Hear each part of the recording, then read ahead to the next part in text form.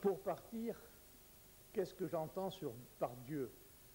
Je vous l'ai dit, Dieu, c'est une ténébreuse affaire. Hein, c'est la pire source d'incompréhension et de guerre religieuse qui a agité l'humanité.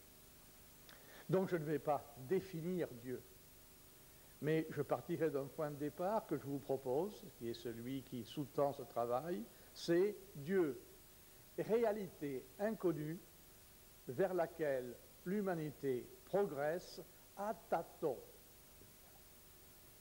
Réalité inconnue vers laquelle l'humanité progresse à tâtons, en tâtonnant. Mais je pense qu'il y a un progrès, et vous me le direz à la fin de la projection, pour savoir s'il y a un progrès dans la compréhension de cette réalité inconnue, qu'autrement on appelle ça qui n'a pas de nom, c'est une des meilleures formules, ça qui n'a pas de nom, le tout autre et le très proche. Et donc, Dieu a été successivement un animal, un esprit de la nature, une montagne, un sexe, un père, un concept logique, une mère, etc., etc.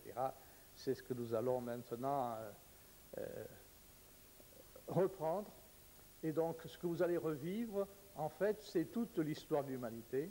C'est cette longue épopée de l'humanité qui parle toujours de quelque chose qu'elle trahit. Parce que dès qu'elle veut figurer Dieu, eh bien, elle ne bâtit qu'une idole. Et ça, ce n'est pas Dieu. Et tous les gens après se précipitent en disant « j'ai cassé ta statue, j'ai détruit ton idée, et donc j'ai tué Dieu ». Absolument pas.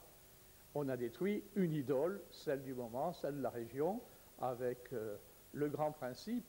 Je peux reprendre dans ce que disait reprenait ce matin le docteur Manès, qui est la phrase du soufi Assari. Elle n'est pas de moi. Assari a dit « J'ai voulu étudier Dieu et je n'ai trouvé que moi-même ». Ça, c'est la première partie de la projection. Et la deuxième partie, ça va être « Je suis entré en moi et j'ai trouvé Dieu ».